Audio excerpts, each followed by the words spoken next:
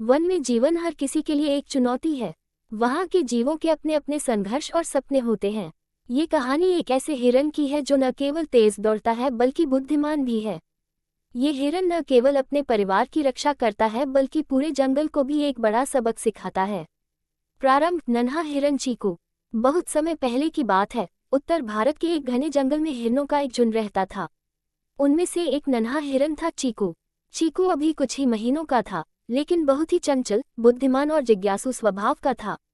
वह हमेशा अपनी माँ से सवाल करता रहता, माँ, शेर क्यों दहाड़ते हैं? हम हमेशा झुंड में क्यों चलते हैं? क्या मैं उड़ सकता हूँ?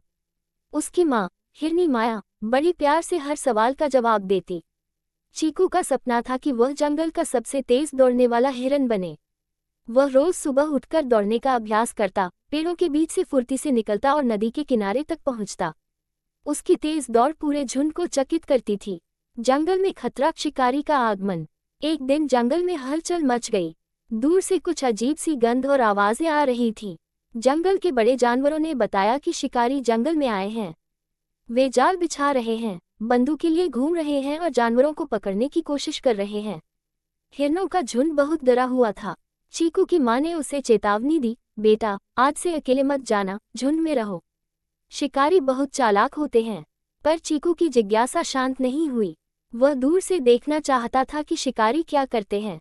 एक दिन वह छुपते छुपते नदी के पार निकल गया और देखा कि कुछ इंसान जाल बिछा रहे थे और पेड़ों पर कैमरे लगा रहे थे।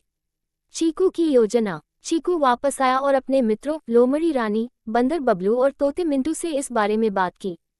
सभी ने सलाह दी कि जंगल के सभी जानवरों को एकजुट होकर कोई उपाय सोचना चाहिए। चीकू ने एक योजना बनाई। हम इंसानों की तरह सोचेंगे। जैसे वे हमारे पीछे रणनीति बनाते हैं, वैसे हम भी बनाएंगे। चीकू ने योजना बनाई कि जंगल के सभी जानवर मिलकर ऐसे जालों और कैमरों को नष्ट कर देंगे और रात में आवाजें निकालकर इंसानों को डराएंगे। योजना पर अमल और साहस। अगली रात सभी जानवर एकत्र हुए। हाथी राजा ने पेड़ उखाड़े, जिससे कैमरे गिर पड़े। बंदरों ने जालों को खोल दिया। चीकू और उसके साथी चुपचाप शिकारी के डेरों के पास पहुंचे और तेज आवाजें निकाली, जिससे शिकारी डरकर भाग गए। शिकारी लौटकर नहीं आए। पूरे जंगल में खुशियां मनाई गईं। चीकू हीरो बन चुका था। नई चुनौती। जंगल में आग। कुछ महीनों बाद एक और संकट आया। गर्मियों में जंगल में आग लग गई। धुआं चारों तरफ फैल गया और जानवर इधर उधर भागने लगे। माया हिरनी घायल हो गई थी और चीकू को उसकी चिंता सता रही थी। उसने देखा कि आग धीरे धीरे झुंड की ओर बढ़ रही है। चीकू ने बिना देर किए पास की नदी की ओर दौड़ लगाए और वहां से पानी अपने शरीर पर डालकर वापस आया। उसने दूसरों से भी यही करने को कहा। फिर उसने देखा कि कुछ चिड़ियां ऊपर से सूखी डालियों को गिरा रही हैं, जिससे आग की दिशा बदली जा सके। चीकू ने तुरंत नेतृत्व संभाला और जानवरों को सुरक्षित स्थान पर पहुंचाने लगा। वन अधिकारी की मदद। उसी समय पास के गांव में रहने वाले एक वन अधिकारी को जंगल में आग की खबर मिली। वह तुरंत अपनी टीम के साथ आया और आग बुझाने की कोशिश शुरू कर दी। चीकू ने देखा कि वे जानवरों को सुरक्षित निकालने की कोशिश कर रहे हैं, तो उसने खुद जाकर संकेत दिया और उन तक झुंड को पहुंचाया। अंततः आग बुझा दी गई और जानवर सुरक्षित रहे। वन अधिकारी ने चीकू की बुद्धिमानी देखकर सबको बताया कि यह हिरन जंगल का सच्चा रक्षक है। अंत चीकू बना जंगल का नायक।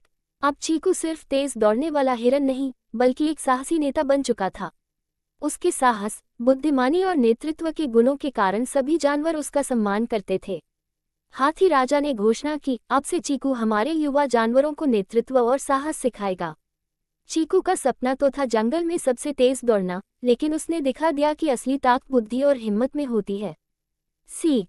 इस कहानी से हमें ये सीखने को मिलता है कि उम्र कभी भी हिम्मत और समझदारी की सीमा नहीं होती। अगर इरादा नेक हो और दिल में साहस हो, तो कोई भी कार्य असंभव नहीं। अगर तुम चाहो, मैं इसमें चित्र भी जोड़ सकता हूँ या इसे बच्चों की किताब की तरह डिजाइन कर सकता हूँ। बताओ कैसा लगा।